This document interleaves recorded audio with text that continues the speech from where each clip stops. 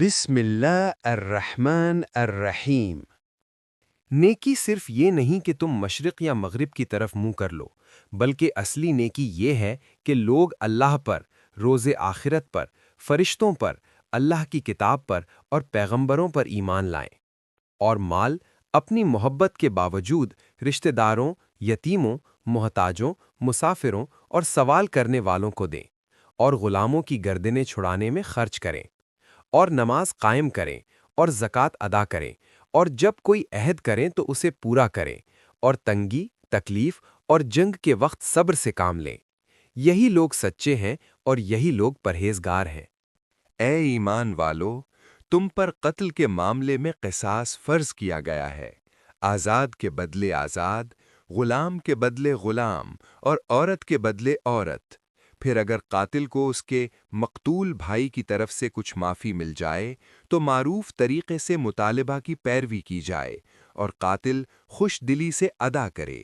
یہ تمہارے رب کی طرف سے آسانی اور رحمت ہے۔ اس کے بعد جو زیادتی کرے اس کے لیے دردناک عذاب ہے۔ اور اے عقل والوں، قصاص میں تمہاری زندگی ہے تاکہ تم قتل و خون خرابی سے بچو۔ تم پر فرض کیا گیا ہے کہ جب تم میں سے کسی کو موت کا وقت آ جائے اور وہ مال چھوڑ کر جا رہا ہو تو والدین اور قریبی رشتہ داروں کے لیے دستور کے مطابق وصیت کر جائے۔ یہ پرہیزگاروں پر ایک حق ہے۔ پھر جو شخص وصیت سننے کے بعد اسے بدل دے تو اس کا گناہ ان لوگوں پر ہے جو اسے بدلتے ہیں۔ بے شک اللہ سننے والا، جاننے والا ہے۔ اور اگر کسی کو وصیت کرنے والے کی طرف سے جانبداری یا ناانصافی کا خدشہ ہو اور وہ وارثوں کے درمیان صلح کرا دے تو اس پر کوئی گناہ نہیں۔ بے شک اللہ بہت بخشنے والا، بہت رحم کرنے والا ہے۔ اے ایمان والو، تم پر روزے فرض کیے گئے ہیں جس طرح تم سے پہلے لوگوں پر فرض کیے گئے تھے تاکہ تم پرہیزگار بن جاؤ۔ یہ گنے چنے کچھ دن ہیں، پھر جو تم میں سے بیمار ہو یا سفر میں ہو تو دوسرے دنوں میں گنتی پوری کر لے۔ اور جو لوگ روزے کی طاقت رکھتے ہوں لیکن نہ رکھیں، وہ بدلے میں کسی محتاج کو کھانا کھلا دیں۔ اور جو شوق سے نیکی کرے تو وہ اس کے لیے بہتر ہے۔ اور اگر تم سمجھو تو روزے رکھنا ہی تمہارے لیے زیادہ بہتر ہے۔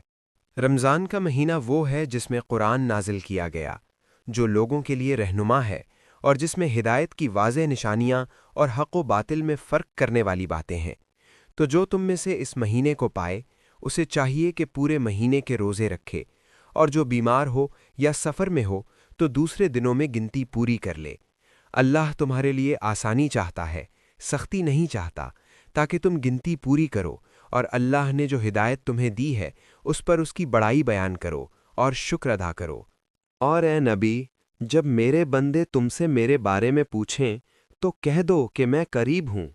جب کوئی پکارنے والا مجھے پکارتا ہے تو میں اس کی دعا قبول کرتا ہوں۔ تو انہیں چاہیے کہ میرے احکام مانیں اور مجھ پر ایمان لائیں تاکہ وہ سیدھا راستہ پالیں۔ روزوں کی راتوں میں تمہارے لیے اپنی بیویوں کے پاس جانا حلال کر دیا گیا ہے۔ وہ تمہاری لباس ہیں اور تم ان کے لباس ہو۔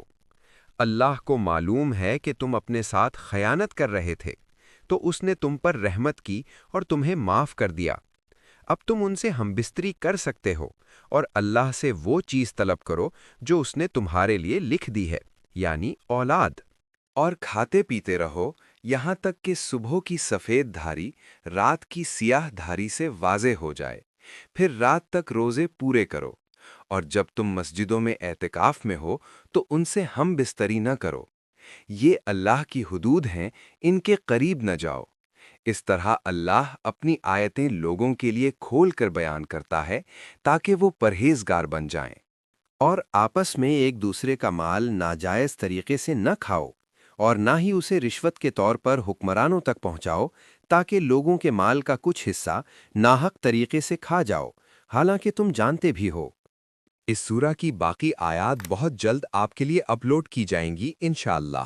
مزید سورتوں کو سننے اور سمجھنے کے لیے ویڈیو کو لائک کریں، اپنوں کے ساتھ شیئر کریں اور چینل کو سبسکرائب کرنا نہ بھولیں۔ جزاک اللہ خیرہ۔